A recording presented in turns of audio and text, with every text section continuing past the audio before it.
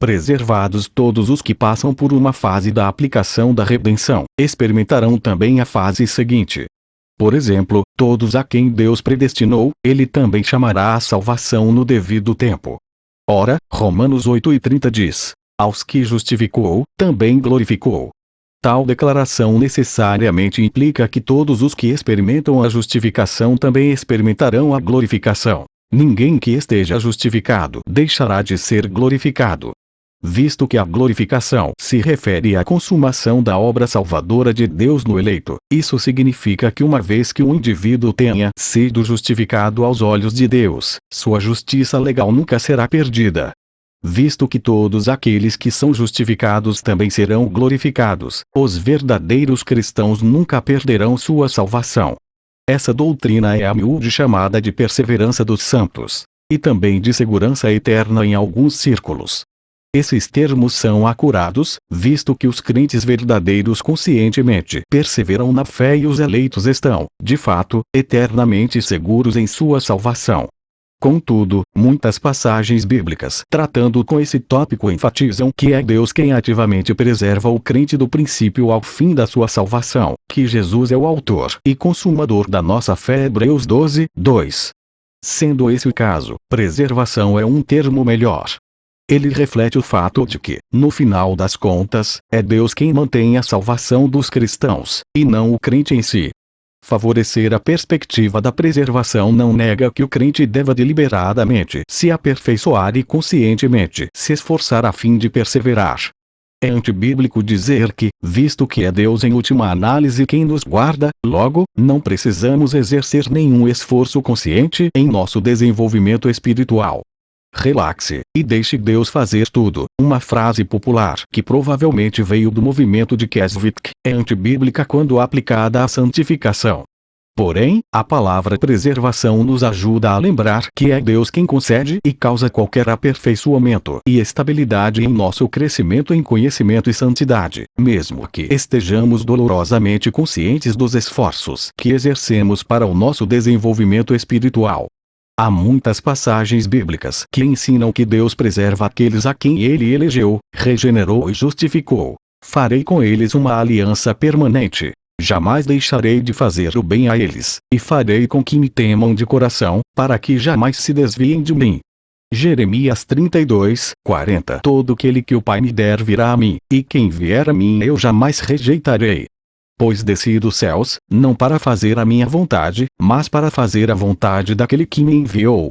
E esta é a vontade daquele que me enviou, que eu não perca nenhum dos que ele me deu, mas os ressuscite no último dia. João 6:37-39. Eu lhes dou a vida eterna, e elas jamais perecerão. Ninguém as poderá arrancar da minha mão. Meu Pai, que as deu para mim, é maior do que todos. Ninguém as pode arrancar da mão de meu Pai. João 10:28-29. Pois estou convencido de que nem morte nem vida, nem anjos nem demônios, nem o presente nem o futuro, nem quaisquer poderes, nem altura nem profundidade, nem qualquer outra coisa na criação será capaz de nos separar do amor de Deus que está em Cristo Jesus, nosso Senhor. Romanos 8:38-39. Ele os manterá firmes até o fim, de modo que vocês serão irrepreensíveis no dia de nosso Senhor Jesus Cristo. 1 Coríntios 1:8. Ora, é Deus que faz que nós e vocês permaneçamos firmes em Cristo. Ele nos ungiu, nos selou como sua propriedade e pôs o seu Espírito em nossos corações como garantia do que está por vir. 2 Coríntios 1:21-22. Estou convencido de que aquele que começou boa obra em vocês, vai completá-la até o dia de Cristo Jesus.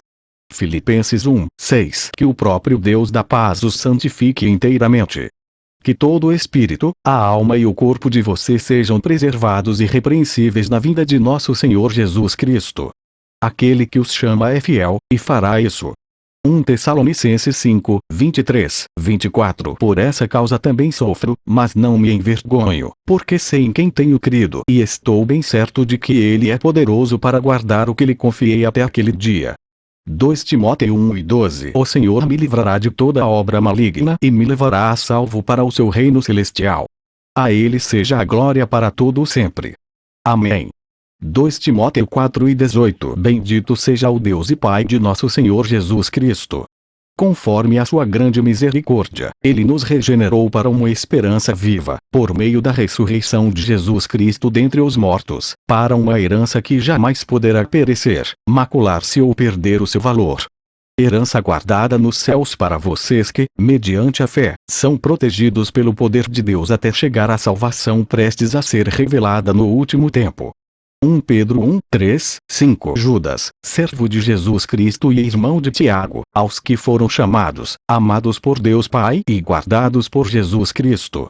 Judas 1. Aquele que é poderoso para impedi-los de cair e para apresentá-los diante da sua glória sem mácula e com grande alegria, ao único Deus, nosso Salvador, sejam glória, majestade, poder e autoridade, mediante Jesus Cristo, nosso Senhor, antes de todos os tempos, agora e para todo o sempre. Amém. Judas 24, 25. A doutrina da preservação não diz que qualquer um que fez uma profissão de fé em Cristo esteja, portanto, salvo e nunca se perderá, visto que sua profissão pode ser falsa. Antes, a doutrina ensina que os verdadeiros cristãos nunca se perderão. Eles nunca se apartarão permanentemente de Cristo, embora alguns deles possam até mesmo cair profundamente no pecado por um tempo. Um verdadeiro cristão é alguém que deu assentimento verdadeiro ao Evangelho, e cuja fé sincera 1 Timóteo 1, 5, se torna evidente através de uma transformação duradoura de pensamentos, conversação e comportamento em conformidade com as exigências da Escritura. João diz que alguém que é regenerado não pode continuar pecando. 1 João 3, 9. Por outro lado, uma pessoa que produz uma profissão de Cristo como resultado de um falso assentimento ao Evangelho pode permanecer somente um pouco de tempo. Quando surge alguma tribulação ou perseguição por causa da palavra, logo a abandona. Mateus 13:21. Algumas vezes até os eleitos podem cair em sério pecado, mas tal queda nunca será permanente.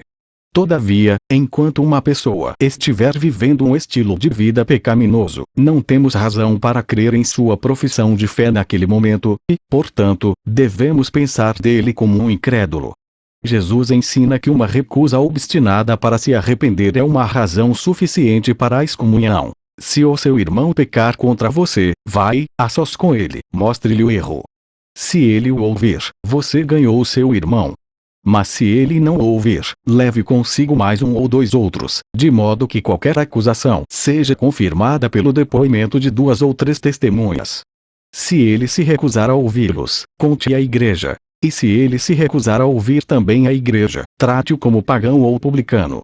Mateus 18:15, 17. Visto que ele é considerado um incrédulo, não pode ser um candidato para casamento por um cristão, não pode participar na comunhão, e não pode manter nenhuma responsabilidade ministerial.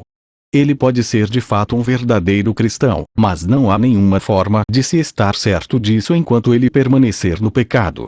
Antes, ele deve ser considerado e tratado como um incrédulo, juntamente com todas as implicações de tal suposição. Portanto, irmãos, empenhem-se ainda mais para consolidar o chamado e a eleição de vocês, pois se agirem dessa forma, jamais tropeçarão. 2 Pedro 1:10. Aqueles que caem e nunca se arrependem jamais foram verdadeiramente salvos. João diz: eles saíram do nosso meio, mas na realidade não eram dos nossos, pois, se fossem dos nossos, teriam permanecido conosco. O fato de terem saído mostra que nenhum deles era dos nossos. 1 João 2:19. Judas pareceu ter seguido Jesus por vários anos, mas Jesus diz: não fui eu que os escolhi, os 12? Todavia, um de vocês é um diabo. João 6:70. O versículo 64 explica: Jesus sabia desde o princípio quais deles não criam e quem o iria trair.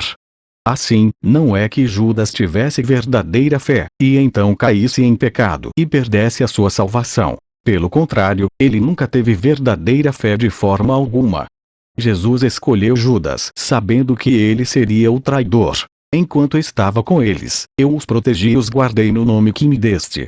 Nenhum deles se perdeu, a não ser aquele que estava destinado à perdição, para que se cumprisse a Escritura. João 17:12. Esse versículo pressupõe a eleição divina, e explicitamente ensina as doutrinas da preservação e da condenação. Jesus guardou a salvo os 11 que estavam entre os eleitos, mas Judas se perdeu porque ele, antes de tudo, nunca tinha sido salvo. Estava entre os condenados, preparados para destruição. Por outro lado, aqueles dentre os eleitos que parecem decair de sua fé, todavia, retêm sua salvação, e eles retornarão a Cristo de acordo com o poder de Deus para preservá-los. Por exemplo, mesmo antes de Pedro negar a Cristo, foi-lhe dito: Simão, Simão, Satanás pediu vocês para peneirá-los como trigo. Mas eu orei por você, para que a sua fé não desfaleça. E quando você se converter, fortaleça os seus irmãos. Lucas 22, 31, 32. É verdade que se a fé de alguém se perder realmente, então ele perdeu também sua salvação. Contudo, é o próprio Deus que impede que a fé dos seus eleitos fracasse. E, assim como Jesus orou por Pedro, ele está agora orando por todos os cristãos, de modo que não importa quais problemas espirituais eles pareçam estar experimentando, no final a fé deles não malogrará. Minha oração não é apenas por eles. Rogo também por aqueles que crerão em mim, por meio da mensagem deles. João 17:20, portanto, ele é capaz de salvar definitivamente aqueles que, por meio dele, aproximam-se de Deus, pois vive sempre para interceder por eles. Hebreus 7:25. Jesus não fez tal oração por Judas, mas orou somente pelos seus eleitos. Eu rogo por eles. Não estou rogando pelo mundo, mas por aqueles que me deste, pois são teus. João 17:9. Uma das objeções mais comuns a essa doutrina declara que, se é verdade que o crente não pode perder sua salvação, então isso constitui uma licença implícita para pecar. O cristão pode cometer todo tipo de pecado, e ainda permanecerá seguro em Cristo. Entretanto, o verdadeiro cristão não deseja viver no pecado, embora possa ocasionalmente tropeçar.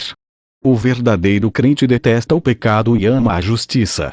Alguém que peca de maneira irrefreada não é um cristão absolutamente. Há várias passagens bíblicas que ordenam os cristãos a buscarem a justiça e evitarem a impiedade.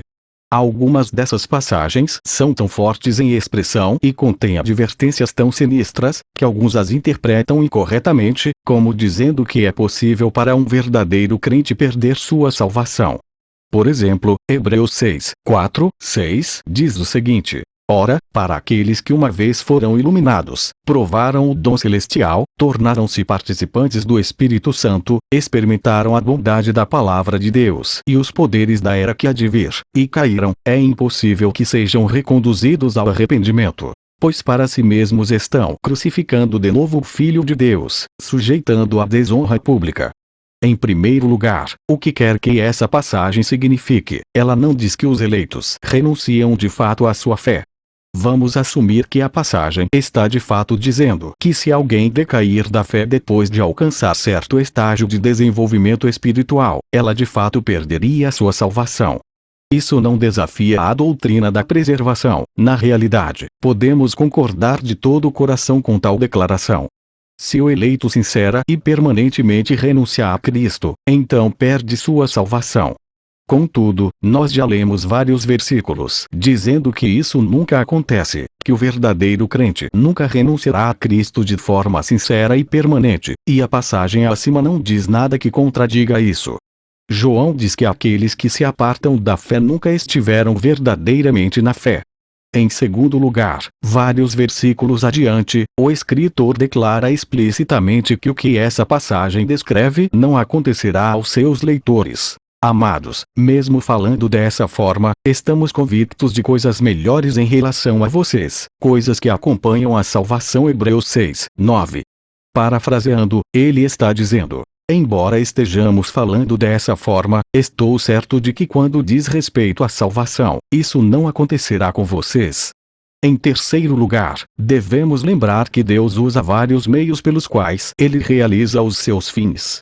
Por exemplo, embora ele tenha determinado imutavelmente as identidades daqueles a quem salvaria, ele não salva essas pessoas sem se valer de meios. Antes, ele salva os eleitos por meio da pregação do Evangelho, e da fé em Cristo que coloca dentro deles. Deus usa vários meios para realizar os seus fins, e ele escolhe e controla tanto os meios como os fins. Consequentemente, apenas porque se nos diz que os eleitos perseverarão na fé, não significa que Deus não os advirta contra a apostásia. Na verdade, essas advertências escriturísticas sobre as consequências de renunciar à fé cristã são dos meios pelos quais Deus impede seus eleitos de cometer apostásia. Os réprobos ignorarão essas advertências, mas os eleitos prestarão atenção a elas. João 10:27, e assim, eles continuarão a operar a própria santificação com temor e tremor. Filipenses 2:12. Concernente às palavras de Deus, Salmo 19:11 diz: por elas o teu servo é advertido. Há grande recompensa em obedecer-lhes.